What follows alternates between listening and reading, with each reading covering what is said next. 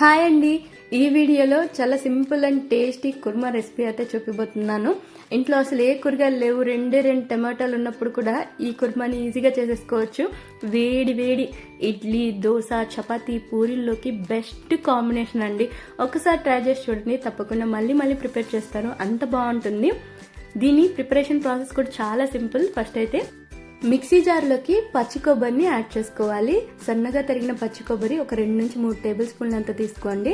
అలాగే ఒక పచ్చిమిర్చి, 7-8 జీడిపప్పు పలుకులు, పావు టీ స్పూన్ అంతా సోంపు, అలాగే గసగసాలు రెండింటిని పావు టీ స్పూన్ అంతా యాడ్ చేసుకోండి.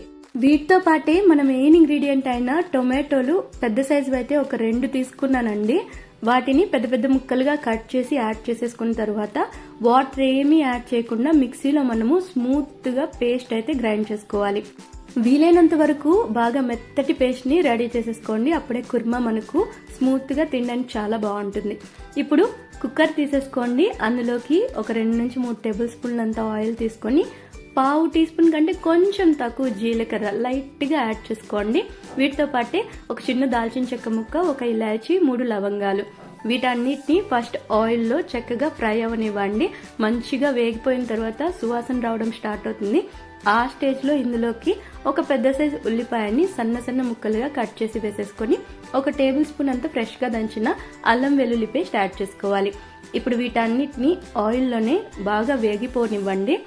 వేగిపోయిన తర్వాత ఇలా లైట్గా రంగు మారిపోయి పచ్చివాసన అనేది వెళ్ళిపోతుంది కదా, ఆ స్టేజ్లో ఇందులోకి మనం రుచికి సరిపడా ఉప్పు, నేను ఇక్కడ రాళ్ళు యాడ్ చేస్తున్నానండి.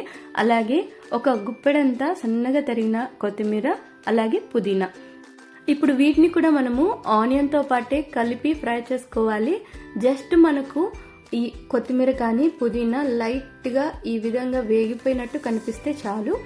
ఇప్పుడు ఇందులోకి మిక్సీ జార్లో మనం ముందుగా మసాలా పేస్ట్, అదే అండి టొమాటో మసాలా పేస్ట్ గ్రైండ్ చేసి పెట్టుకున్నాం కదా, అది యాడ్ చేసేసుకోవాలి. ఇలా యాడ్ చేసిన తర్వాత జస్ట్ ఆయిల్లో కాసేపు ఈ మసాలా అనేది ఫ్రై అవ్వాలండి. ఎలా ఫ్రై అవ్వాలంటే కొంచెం కలర్ చేంజ్ అయిపోయి లైట్గా ఆయిల్ అనేది మనకు సపరేట్ అయినట్టు కనిపించాలి. ఈ విధంగా ఇలా కనిపిస్తే చాలండి. ఇప్పుడు ఇందులోకి ఒక టేబుల్ స్పూన్ కారం పొడి, ఒక టేబుల్ స్పూన్ ధనియాల పొడి, పావు టేబుల్ స్పూన్ అంతా గరం మసాలా యాడ్ చేసేసుకోవాలి. కలిపి మనకు కారం పొడి, ధనియాల పొడిలోని పచ్చివాసన లేకుండా కాసేపు ఫ్రై చేసుకోవాలి. ఇలా ఫ్రై అయిన తర్వాత మిక్సీ జార్ని కడగ్గా మనకు వాటర్ అయితే మిగులుతుంది కదా, ఆ వాటర్ని యాడ్ చేసుకోవాలి. ఈ విధంగా మనకు మసాలా అనేది కలర్ చేంజ్ అయిన తర్వాత మాత్రమే మనము వాటర్ యాడ్ చేసుకోవాలి.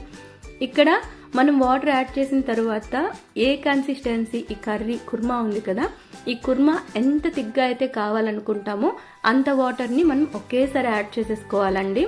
ఇలా యాడ్ చేసి మొత్తం అంతా కలిపి లైట్గా వాటర్ ఈ విధంగా మసలడం స్టార్ట్ అవుతాయి అన్నప్పుడు కుక్కర్ని మూత పెట్టేసి మీడియం ఫ్లేమ్లో ఒక 3 విజిల్లు వచ్చేంత వరకు ఉడికించుకోవాలి.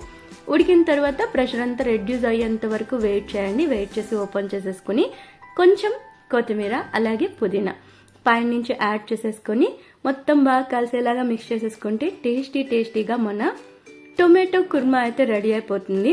నిజంగా చెప్తున్నానండి, ఈ కుర్మా అయితే వేడి ఇడ్లీ కానీ, దోశ, పూరి, చపాతీ ఎందులోకైనా అల్టిమేట్గా ఉంటుందండి. ట్రై చేసిన తర్వాత మీకు తప్పకుండా నచ్చుతుంది. సింపుల్గా ఈజీగా ఎటువంటి కూరగాయలు లేనప్పుడు కూడా చేసుకునే రెసిపీ. ట్రై చేసి నచ్చినట్టయితే లైక్, షేర్, ఇంకా కామెంట్ చేసేయండి. ఛానల్ని మీరు ఇంతవరకు సబ్స్క్రైబ్ చేసుకున్నట్లయితే తప్పకుండా సబ్స్క్రైబ్ చేసేసుకోండి.